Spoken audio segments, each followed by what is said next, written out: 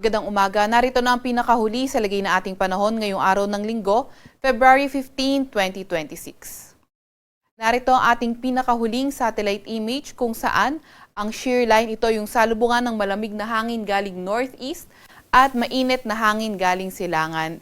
Currently, ito yung nakakaapekto sa silangang bahagi ng northern at central Luzon. So mostly yung mga paulan ng shear line sa may silangang bahagi rin ng northern, central at ilang bahagi ng southern Luzon area.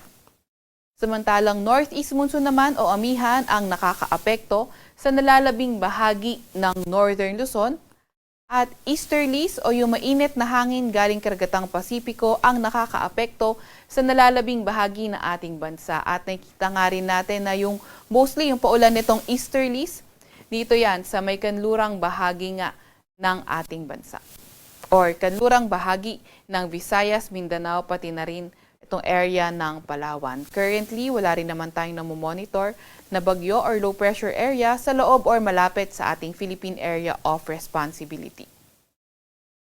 Para naman sa lagi na ating panahon ngayong araw, nakikita nga rin natin na itong shear line magdadala ng maulap na papawirin, mga kalat-kalat na pag-ulan, pagkidlat at pagkulog. Dito yan sa may Cagayan, Isabela, Aurora, Quezon, pati na rin sa may Rizal. Mas magandang panahon naman sa nalalabing bahagi ng Northern Luzon, particular na nga sa nalalabing bahagi ng Cagayan Valley, Cordillera Administrative Region, pati na rin sa may lugar ng Ilocos Region kung saan may tsansa lamang ng mga mahihinang pag-ulan. Nakikita nga rin natin sa lugar ng Palawan, meron din tayong maulap na papawirin, mga kalat-kalat na pag-ulan, pagkidlat at pagkulog dala ng easterlies. Sa Metro Manila naman at nalalabing bahagi ng Luzon, nakikita naman din natin magandang panahon pa rin, may mga tsansa nga lang ng mga localized thunderstorms. Yung mga kasamahan natin sa Regional Services Division patuloy na maglalabas ng mga thunderstorm advisory, rainfall advisory o hindi kaya heavy rainfall warning kung kinakailangan. Agwat ng temperatura ngayong araw sa Metro Manila ay 24 to 31 degrees Celsius. 16 to 25 degrees Celsius sa may Baguio at 22 to 29 degrees Celsius naman sa may Tagaytay.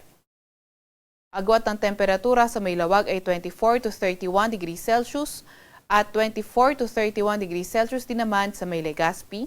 Sa Tugigaraw ay 23 to 30 degrees Celsius naman. Agwat naman ng temperatura ngayong araw sa Puerto Princesa ay 24 to 31 degrees Celsius, gayon din naman sa may Kalayaan Islands. Para naman sa lagay ng panahon sa Visayas at Mindanao, nakita nga rin natin na ang easterlies magpapaulan sa Western Visayas, pati na rin sa may Basilan, Sulu at Tawi-Tawi. Para naman sa nalalabing bahagi ng Visayas at Mindanao, mas magandang panahon at may mga tsansa pa rin tayo ng mga localized thunderstorms. Agwat ng temperatura ngayong araw sa Cebu at Tacloban ay 25 to 31 degrees Celsius. 25 to 30 degrees Celsius naman sa may Iloilo.